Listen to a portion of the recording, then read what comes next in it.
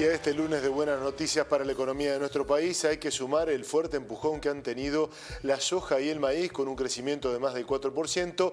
Esto empujado por lo que son estimaciones no tan favorables para la cosecha en los Estados Unidos. Así es, a partir del último informe de USDA es que se dan estas subas en la soja y el maíz que se dispararon, hasta un 4,1% y alcanzaron así máximos de 3 meses.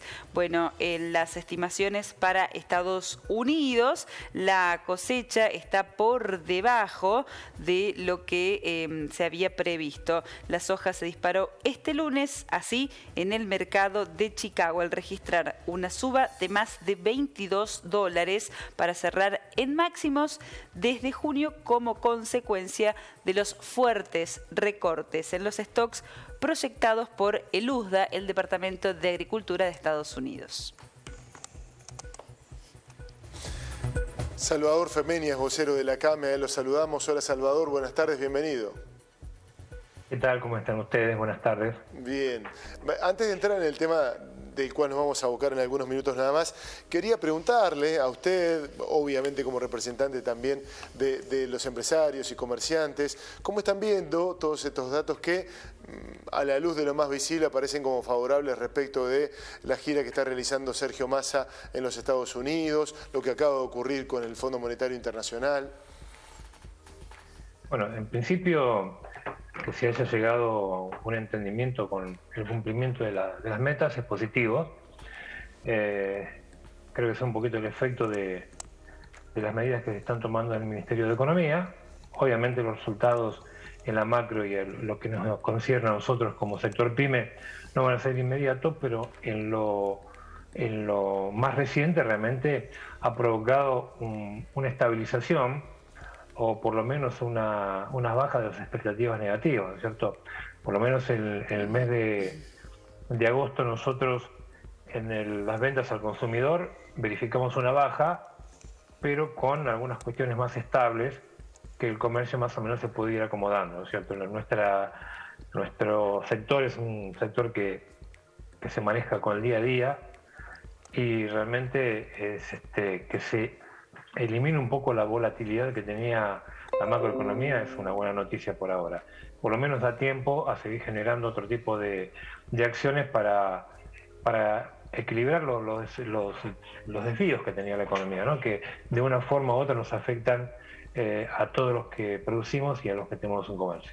Bien, entonces positivo como primer signo la estabilización de algunas variables de la macroeconomía.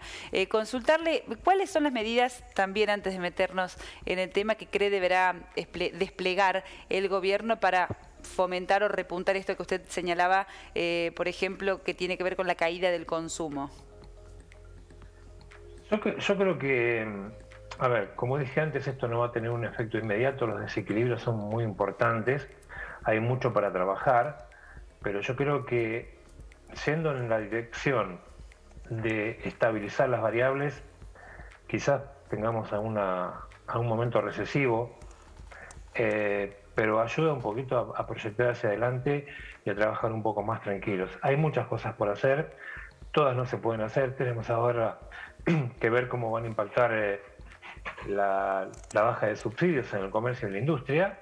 Seguramente nos va a afectar, pero bueno, evidentemente esto que se está tratando de equilibrar no puede ser inocuo, no puede ser no traumático, algo va a provocar. Yo creo que estas medidas si tienen consistencia, más allá de desactivar la situación en la que estamos, tiene que tender al mediano plazo de lograr una estabilidad con señales de que el gasto del Estado va a estar un poco más controlado, que se reduzca la emisión monetaria y baja la inflación. El hecho de que la inflación vaya para abajo ya es una buena noticia porque realmente es un factor que desequilibra y que lima toda la economía, ¿no? Sobre todo el poder de compra de los asalariados con ingresos fijos. Sí, y que haya crecimiento, ¿no? Que haya consumo, porque digo, si no estaríamos en un escenario que parece tan complicado de la inflación con estancamiento. Sí. Estamos en un momento teniendo la baja con inflación. La inflación es persistente, los niveles se mantienen demasiado altos y es una carrera entre lo que son los precios y los salarios, que siempre terminan perdiendo el salario. O sea que yo creo que la mejor medida que se puede tomar es lograr una estabilidad de la economía y hacia adelante una expectativa de baja de la inflación. No se baja en un día ni en meses, pero por lo menos que haya un camino que no se vea subiendo, ¿no?, sino bajando. Ojalá que se pueda lograr. Desde el sector que representamos y en nombre de todos nuestros representados, las pymes realmente ponen lo mejor de sí. Tenemos mucho en juego siendo pyme, y el consumo es importante para nosotros porque el 70% de la producción pyme va para el mercado interno. Sí, aparte del poder que tienen ustedes de mano de obra, ¿no?, que es clave para un país. Bueno, y la representación más del que tienen... 70% de la mano de obra registrada, ¿no? Claro. Y una representación muy importante también en el PBI, ¿no?, en el conjunto de todas las pymes. Claro. Pero consultarle, Salvador, sobre el tema que nos convoca. Han presentado un informe que da cuenta de lo que tiene que ver con la brecha entre precio de origen y precio de destino para el mes de agosto. Bueno, y la verdad es que la situación sigue siendo alarmante, ¿no? La diferencia entre lo que se le paga al productor y lo que termina pagando en góndola el consumidor. Sí. A ver, nosotros saben que este es un índice que fue creado por la CAME, ¿no? Y un poquito para analizar qué pasa en el camino desde que el productor vende su producción y llega a las góndolas. Y ahí lo que vemos que puntualmente los últimos informes mensuales que hemos emitido están dentro de un contexto que hay mucha volatilidad y pérdida de referencia de precios. Entonces eso impacta también en este tipo de índices. Hay cuestiones también externas que han pegado por el tema de los limones, por ejemplo, que lo que estaba para exportar, una parte importante que estaba para exportar, va al mercado interno, con lo cual deprime el precio que recibe el productor, pero no así lo que se le cobra al consumidor. Y pasa en más de algunos productos u otros productos que están muy rezagados y tienen que aumentar, entonces se baja la brecha. Ahí vemos que el 5,9 veces fue la producción fruto y hortícola, pero la de productos ganaderos fue un 2,8, lo que da un promedio ponderado de todos los 24 productos frutícolas y ganaderos de 3,6 por veces, ¿no es cierto? Pero hay un componente natural que es lo estructural que justifica este índice, pero dentro de un contexto de mucha volatilidad.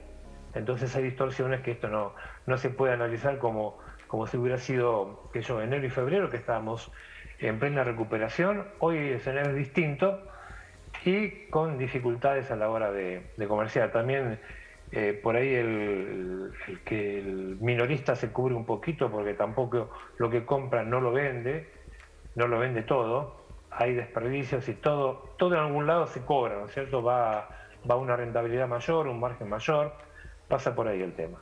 Y obviamente que la justificación de la brecha, más allá del contexto, está con los problemas estructurales que vienen de años, de décadas, de los intermediarios que hacen un trabajo donde se le agregan márgenes y esos márgenes se les suma impuesto en cascada, con lo cual llega al consumidor con un aumento importante.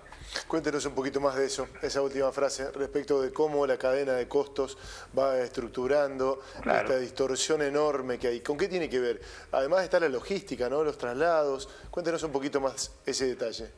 A ver, desde la producción a los galpones de empaque o cámaras de frío, ahí tenés logística, tenés la llegada del galpón y ahí va una utilidad. Va a otro sector, otro poco más de utilidad. Y ahí empieza a jugar el impuesto a los ingresos brutos, que es cascada y suma un porcentaje en cada escalón de la cadena.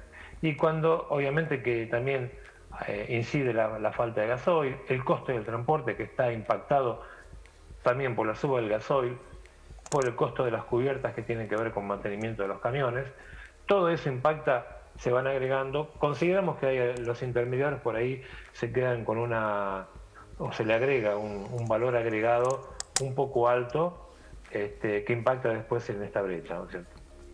Evidentemente. Consultarle, Salvador, sobre la tendencia, porque ustedes vienen relevando la brecha de un tiempo a esta parte. ¿Esa brecha se achica? ¿Es cada vez más profunda? ¿Qué es lo que pueden observar?